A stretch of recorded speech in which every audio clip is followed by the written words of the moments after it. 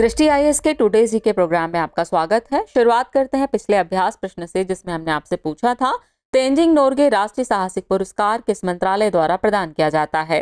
आपके ऑप्शन थे option A गृह मंत्रालय, ऑप्शन बी युवा मामले और खेल मंत्रालय, ऑप्शन सी संस्कृति मंत्रालय या फिर ऑप्शन डी शिक्षा मंत्रालय। तो इस प्रश्न का सही उत्तर है विकल्प बी युवा मामले और खेल मंत्रालय। आप में से कई व्यूअर्स ने इस प्रश्न का एकदम ठीक जवाब दिया है। इसी तरह अपने सुझाव, प्रतिक्रियाएं और जवाब हमें भेजते रहिए, हमें इसका इंतजार रहता है। चलिए अब आगे की बात को एक्सप्लेनेशन से समझते हैं। हाल ही में युवा मामले और खेल मंत्रालय ने तेंजिंग नोरगे राष्ट्रीय साहसिक पुरस्कार 2022 के लिए नामांकन आमंत्रित किए हैं। आपको बता दें कि भारत सरकार का युवा मामले और खेल मंत्रालय राष्ट्रीय साहसिक पुरस्कार प्रदान करता है, जिसे तेंजिंग नोरगे राष्ट्रीय साहसिक पुरस्कार यानी TNNAA कहा जाता है। इसलिए विकल्प बी सही है।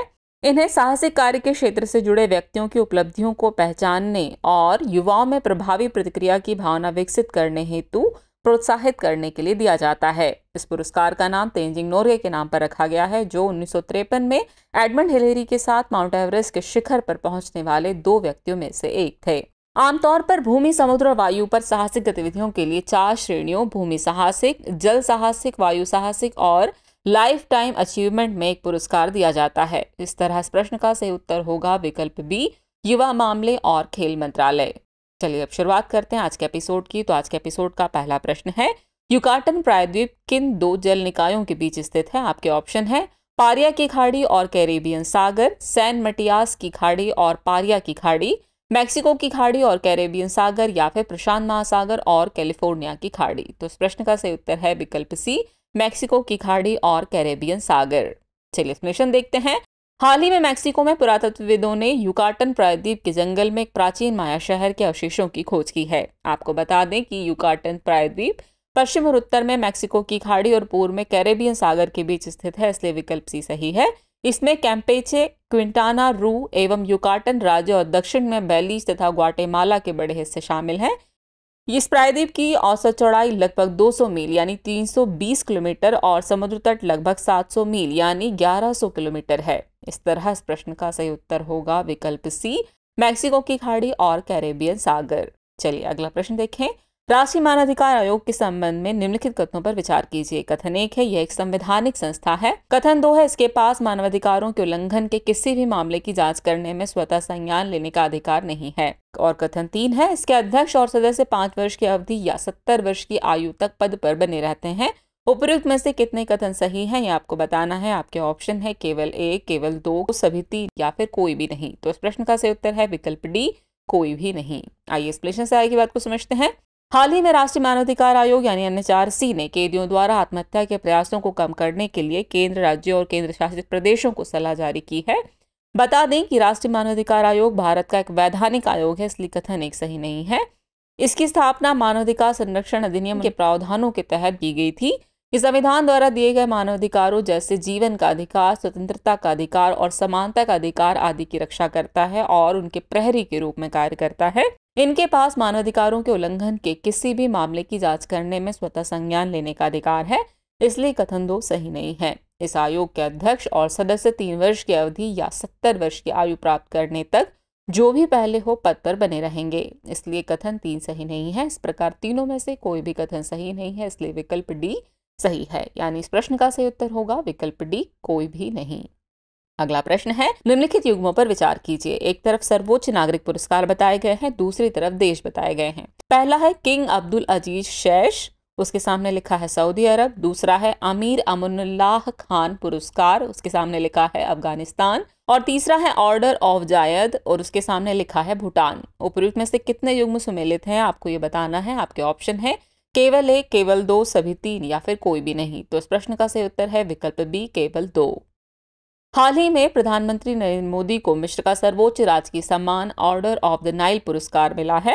प्रश्न के संदर्भ में बात करें तो किंग अब्दुल अजीज शैश सऊदी अरब का सर्वोच्च नागरिक सम्मान है, जिसका नाम आधुनिक सऊदी राज्य के संस्थापक अब्दुल अजीज अल सऊद के नाम पर रखा गया है, इसलिए युग्म 1 सुमेलित है। वहीं अमीर अमानुल्लाह खान पुरस्कार अफगानिस्तान का सर्वोच्च नागरिक सम्मान है, इसलिए युग्म 2 सुमेलित है। इसके अलावा ऑर्डर ऑफ जायद संयुक्त अरब अमीरात का सर्वोच्च नागरिक पुरस्कार है, इसलिए युग्म 3 सुमेलित नहीं है, क्योंकि भूटान का सर्वोच्च नागरिक पुरस्कार नगादाक पेलगी खोरलो या order of the Druk Gyalpo है। इस तरह से केवल 2 युग्म ही सही है, यानी इस प्रश्न का सही उत्तर होगा विकल्प बी, केवल 2 युग्म सुमेलित हैं।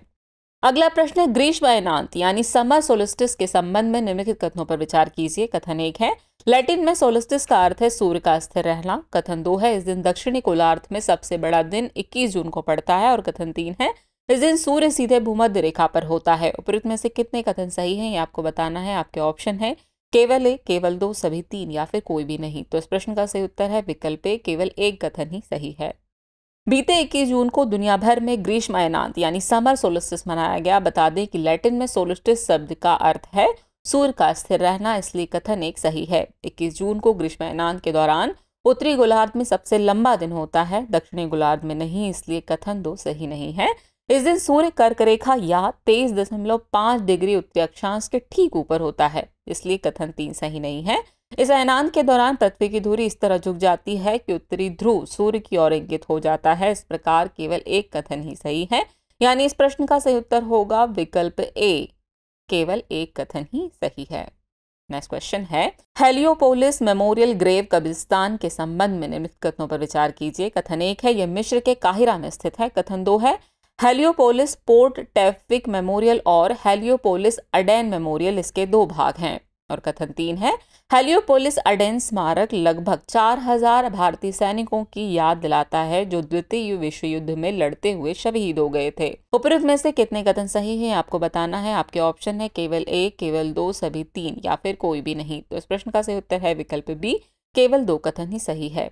हाल ही में भारतीय प्रधानमंत्री ने हेलियोपोलिस युद्ध कब्रिस्तान में हेलियोपोलिस पोर्ट टैफ्विक स्मारक पर श्रद्धांजलि अर्पित की। बता दें कि हेलियोपोलिस युद्ध कब्रिस्तान मिस्र के काहिरा में स्थित है, इसलिए कथन एक सही है। ये कब्रिस्तान हेलियोपोलिस पोर्ट टैफ्विक मेमोरियल और हेलियोपोलिस अडेन मेमोरियल नामक 2 भागों में विभाजित है, इसलिए कथन 2 सही है।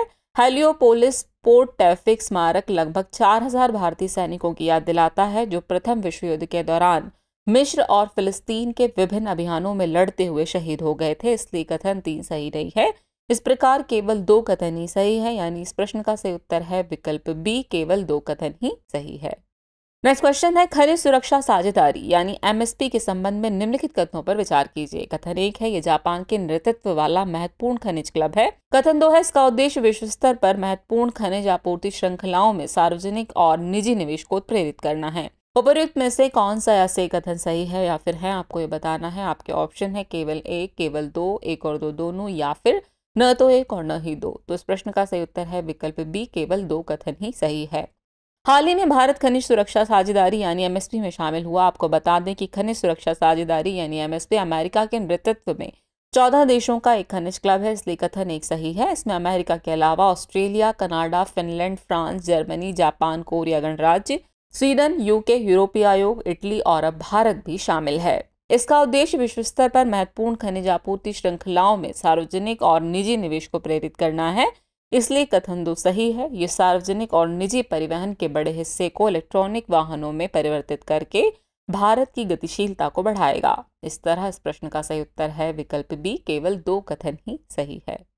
नेक्स्ट क्वेश्चन है रेडियो टेलीस्कोप के संबंध में निम्नलिखित कथनों पर विचार कीजिए। कथन 1 है यह 1 मिलीमीटर से लेकर 10,000 किलोमीटर से अधिक तरंग दैर्ध्य तक की रेडियो तरंगों का उपयोग करता है। कथन 2 है ये गहरे अंतरिक्ष से सूक्ष्म रेडियो तरंगें एकत्र करता है और उन्हें प्रवर्धित यानी एम्पलीफाई करता है। और कथन 3 है इसे रेडियो तरंगों के बेहतर संग्रह के लिए कक्षा में लॉन्च किया जाता है। उपयुक्त में से कितने कथन सही हैं, ये आपको बताना है। आपके ऑप्शन है केवल एक, केवल दो, सभी तीन या फिर कोई भी नहीं। तो इस प्रश्न का सही उत्तर है विकल्प बी, केवल 2 कथन ही सही है।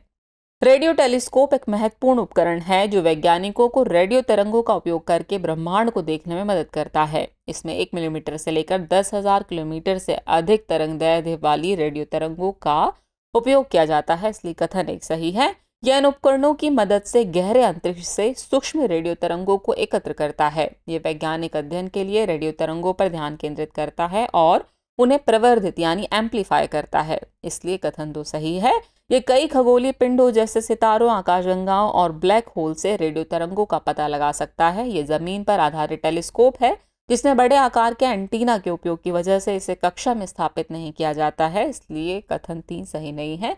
इस प्रकार केवल 2 कथन ही सही है, यानी इस प्रश्न का सही उत्तर है विकल्प बी, केवल 2 कथन ही सही है। चलिए अगला प्रश्न देखें। हाल ही में चर्चा में रहा वैगनर ग्रुप क्या है? आपके ऑप्शन है एक स्वैच्छिक निर्यात नियंत्रण व्यवस्था, एक प्राइवेट मिलिट्री कंपनी, एक यूक्रेन समर्थक समूह या फिर एक शांति स्थापना संगठन। तो इस प्रश्न का सही उत्तर है विकल्प बी, एक private military company. Wagner group रूस के मॉस्को में अपने विद्रोह को लेकर चर्चा में बना हुआ है। इसे आधिकारिक तौर पर प्राइवेट मिलिट्री कंपनी वैगनर कहा जाता है, इसलिए विकल्प बी सही है। इसे 2022 में कंपनी के रूप में पंजीकृत किया गया था और इसका मुख्यालय सेंट पीटर्सबर्ग में स्थापित किया गया। इसकी पहचान पहली बार 2014 में हुई, जब यह पूर्वी यूक्रेन में रूस समर्थक अलगाववादी ताकतों का समर्थन कर रहा था।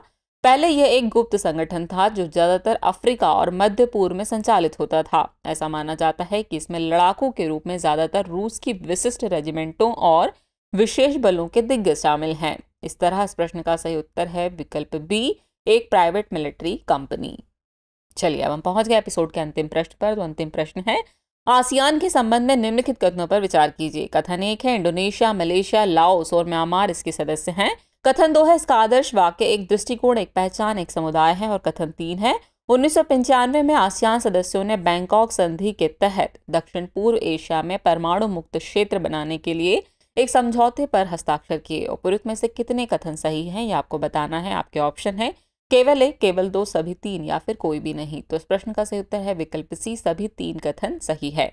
चलिए एक्सप्लेनेशन देख लेते हैं। हाल ही में चीन के साथ क्षेत्रीय तनाव के बीच दक्षिण पूर्व एशियाई देशों के संगठन आसियान ने अपने पहले संयुक्त सैन्य अभ्यास की योजना बनाई है। आपको बता दें आसियान दक्षिण पूर्व एशियाई देशों का एक समूह है जिसमें Indonesia, Malaysia, Philippines, Singapore, Thailand, Brunei, Vietnam, Laos, Myanmar, Cambodia शामिल है, इसलिए कथन 1 सही है। इसका आदर्श वाक्य एक दृष्टिकोण, एक पहचान, एक समुदाय है, इसलिए कथन 2 भी सही है। 15 दिसंबर 1995 को आसियान सदस्यों ने बैंकॉक संधि के तहत दक्षिण पूर्व एशिया में परमाणु मुक्त क्षेत्र बनाने के लिए समझौते पर हस्ताक्षर किए थे, इसलिए कथन 3 भी सही है। इस प्रकार तीनों कथन सही है, यानी इस प्रश्न का सही उत्तर है विकल्प सी, सभी 3 कथन सही है। चलिए अब नोट कर लीजिए आज के एपिसोड का अभ्यास प्रश्न। हाल ही में किसके द्वारा नंदी पोर्टल लॉन्च किया गया? आपके ऑप्शन है ऑप्शन ए खाद्य प्रसंस्करण उद्योग मंत्रालय, ऑप्शन बी पशुपालन एवं डेयरी विभाग, ऑप्शन सी केंद्रीय औषधि मानक नियंत्रण संगठन या फिर ऑप्शन डी पशु स्वास्थ्य के लिए अधिकार प्राप्त समिति। तो व्यूअर्स इस प्रश्न का जवाब कमेंट बॉक्स में देना न भूलें। जल्दी मिलते हैं नए एपिसोड में कुछ और नए नए सवालों और नए नए जवाबों और जानकारियों के साथ। तब तक के लिए शुक्रिया।